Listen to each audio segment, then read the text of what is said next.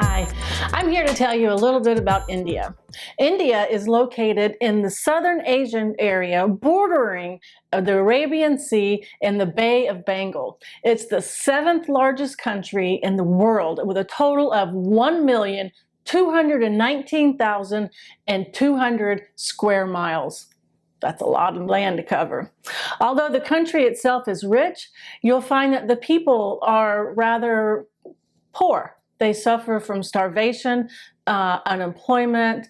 They suffer from untouchability. There's an island in India that by law is protected from the humans, that people are not allowed to visit, which we will go into a little bit later.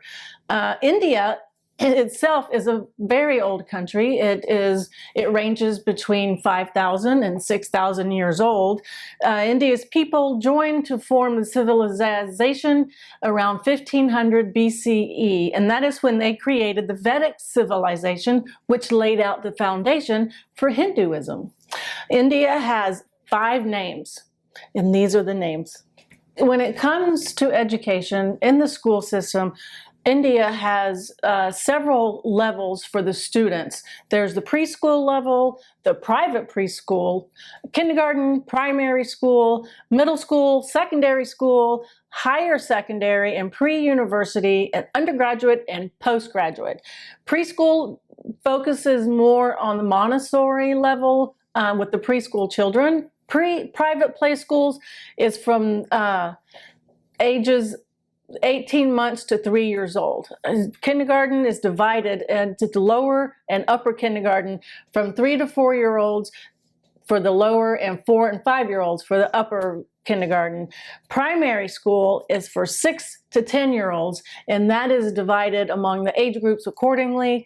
Middle school is 5th through 8th. That as well is divided. Secondary school is 9th and 10th grades. And that's divided upon, once again, the ages and the grade levels. Higher secondary and pre-university in America, this is what we call high school. In India, they have it broken down by 11th and 12th grade and 16 and 17-year-olds. They have their school system a little bit different than ours, and it seems to work for them. When it comes to teacher education, I feel across the board it's important that any teacher, any person that is going into education, when it comes to the students, they need to be trained, they need to be educated properly. India, however, is regulated by the National Council of Teacher Education, and its main objective is to achieve a planned, coordinated development of teacher education through the implications of the regulations, which is the norms and the standards. I guess in America we do the same thing, but in India the teachers have the option to either work in a private school or a governmental school. Now that I think about it, I guess that's kind of like how we are here in America, because we have our own private schools, but our public schools are run by the government as well. State run, they're funded. Our public schools are funded by the states as well. Some of the differences between India and America, one of the main differences is the family life. In America, the American family is more focused on individuality. We have a tendency to branch out, to move to a different location, to be our own person. In India, it's very family oriented. They stay close together. They live close together.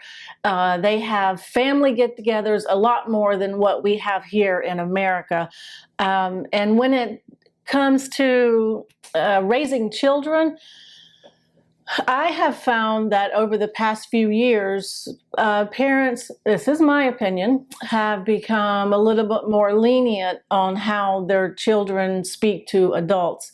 When I was growing up, you always had respect.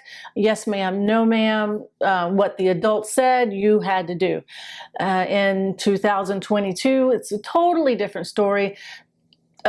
Students, children of all ages are allowed to speak to adults how they want to.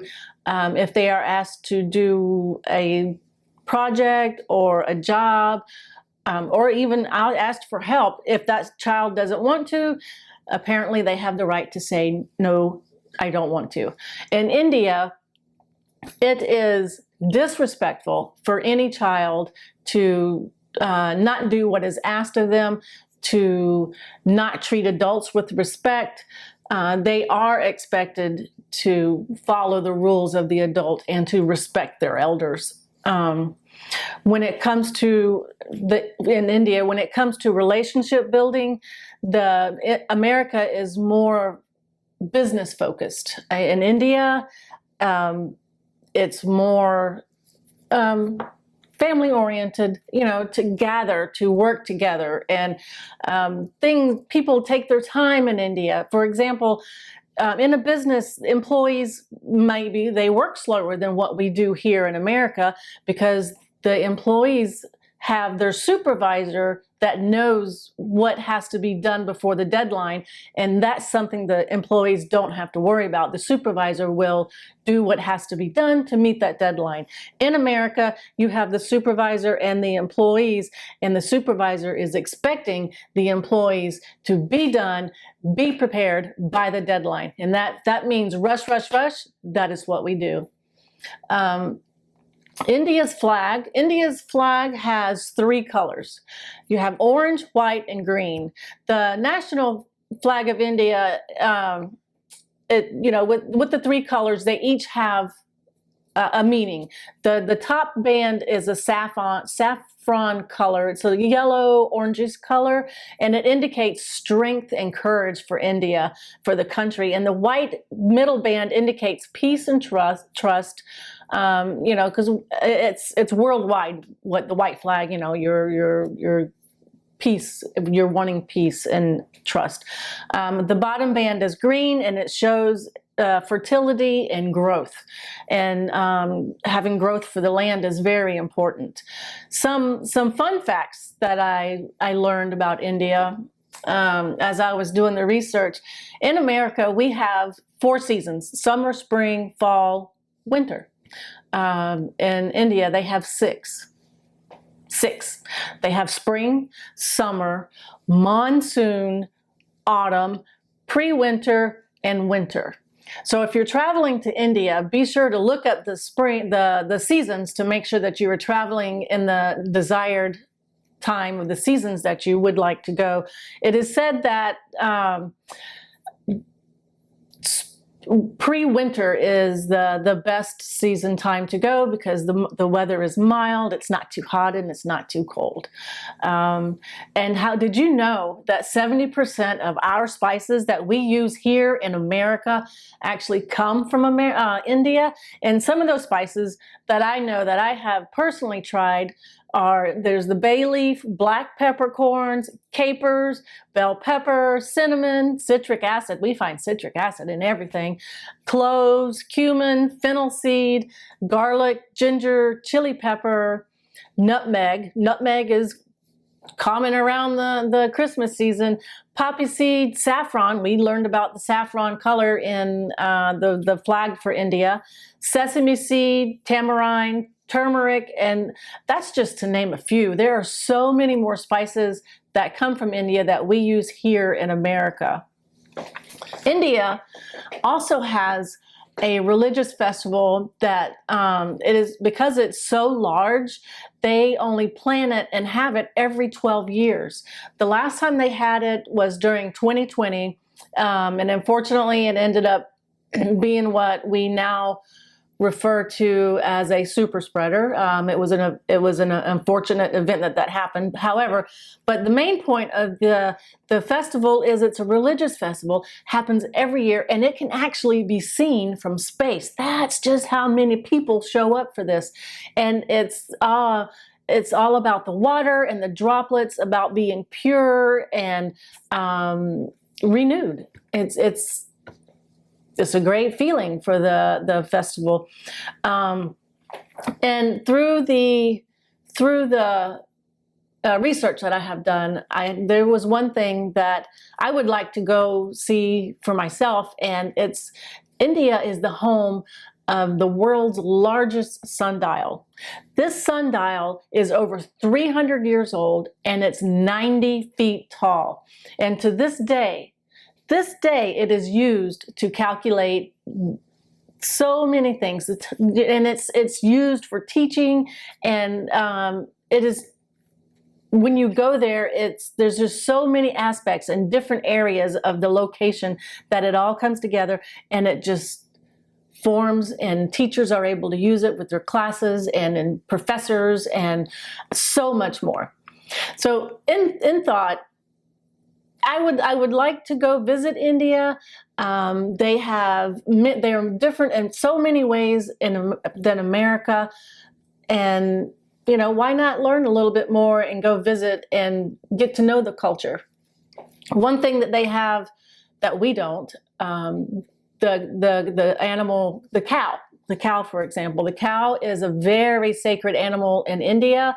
It is actually allowed to roam the streets, roam the buildings, the parking lots, anywhere the cow wants to, knowing that the cow itself is safe from the humans, because it is actually illegal for any human to touch or harm that animal roaming around. And I did notice that there were some pictures that showed the cows in, maybe it was like a landfill, or I'm not really quite sure what it was. There was a lot of trash, a lot of plastic. The bad thing about that is the cows were in that mix of debris and they were eating it. So that can't be good for the animals, which puts it back on us as humans.